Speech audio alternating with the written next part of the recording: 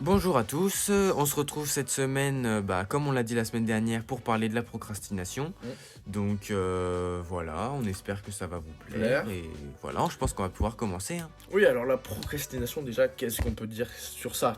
Pour moi, la procrastination, c'est de repousser la chose à chaque fois. Par exemple, vous avez une tâche à faire, un devoir à réviser, on dit ah bon, allez, non, il est tard, je préfère aller regarder sur TikTok, sur le téléphone, aller voir des applications, négliger mon temps et repousser toujours la chose parce qu'on n'a pas envie de le faire, hein, je pense que Ah c'est ça. bah oui, dire toujours non, j'ai la flemme, oh je le ferai plus tard, Ah. vous inquiétez pas, ce sera fait. Mm. Et puis finalement, peu à peu, on repousse, et on arrive dans nos derniers retranchements à 1 heure avant le cours à réviser nos leçons. Ouais, bah, je pense qu'on était tous là, on avait des vacances d'hiver et tout, on avait des évaluations. On s'est mis un peu au début de semaine, on dit bon ça va, on a le temps, on verra, on le fera plus tard. Ben on arrive à la veille et on n'a pas du tout révisé donc Ah bah en exemple concret, ouais. le bac blanc c'est pareil, Ouais. on a eu les vacances, pendant toutes les vacances je n'ai pas révisé, et peu à peu je me disais oh et j'ai révisé, c'était le vendredi, j'ai révisé le mercredi quoi, donc c'est l'avant-veille sachant que c'est pas un petit contrôle, c'était Mm. quand même le bac blanc quoi. Donc la procrastination ça a vraiment influence sur même sur votre vie car j'ai côtoyé beaucoup de gens qui procrastinaient et du coup bah ça a toujours apporté pas des problèmes mais ça va pas vous servir à quelque chose. Donc, combattre cette procrastination, ça va vraiment vous aider. Alors, je sais que c'est dur et tout, on n'est pas tous dans la même égalité, mais la procrastination, ça peut vraiment dévaster votre vie. Ah bah c'est sûr que ça va pas vous tuer, Non. le fait de dire oh non j'ai la flemme ça va pas vous tuer, mais moi je sais que je procrastine beaucoup, je fais presque que ça, du coup il y a plusieurs choses qui arrivent déjà. Lorsque je fais ça, ça me déplaît, je suis pas fier de moi. Ah, Je ça. me dis, le soir, je me couche et je fais, ah, j'ai pas révisé ma leçon, ah, j'ai pas fait ce que je voulais faire. Du coup, déjà, le soir, je me réfléchis et je fais, non, non, ça, t'as pas fait ce que tu voulais faire, c'est pas bien et tout. Demain, tu vas devoir faire plein de choses et tout. Donc, c'est pas forcément bien. Ensuite, votre productivité, elle est forcément amoindrie. Si vous arrivez à vous donner des temps et à vous dire, bon, pendant ce temps-ci, je fais ça, vous allez forcément être assez productif. Alors que si à chaque fois vous dites, oh non, je le ferai plus tard, je le ferai plus tard, le travail sera pas productif. Après, moi, je sais que je travaille pas mal, justement, vu que je procrastine, je travaille pas mal à la dernière minute. Et ça me réussit plutôt bien. Donc, ça, je vais pas dire que ça me va d'être comme ça, mais pour moi, c'est quand même une chance. Je peux le faire Mm. et ça changera pas grand chose. Bon, après, c'est une chance, pas forcément, parce que bah, si je- ça me réussit, donc je continue. Alors que si ça me réussissait pas, j'arrêterais. Du coup, je serais plus productif et je réussirais.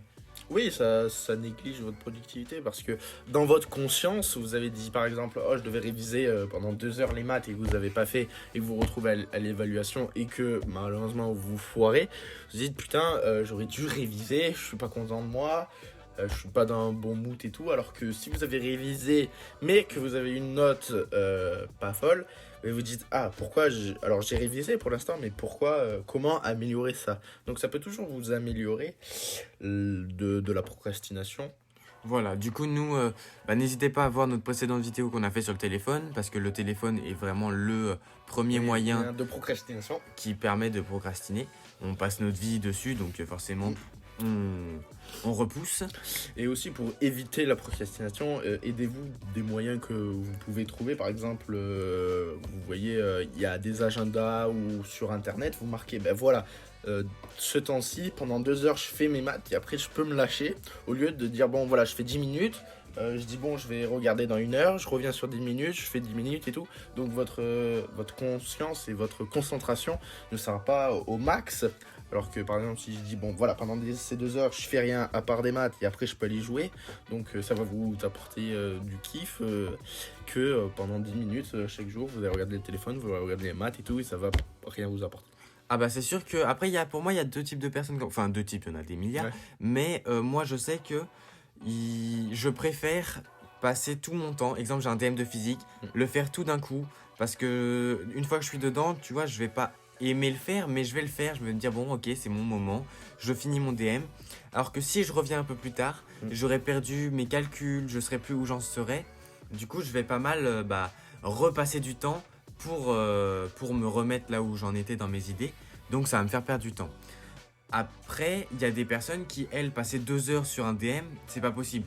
Non. À la fin, ils vont péter un câble et ils vont faire n'importe quoi. Ce qui est normal, hein. Compréhensible. Donc, ils ont besoin de temps de détente, justement. Ouais. Qui peuvent... donc, Mais oui, parce que par exemple, si vous dites, bon voilà, toutes les 25 minutes, je prends 5 minutes de pause, parce que sinon je vais pas tenir, c'est tant mieux, parce que vous allez prendre 5 minutes de pause, vous allez libérer la tête et tout, faire ce que vous voulez, mais surtout pas regarder le téléphone. voilà.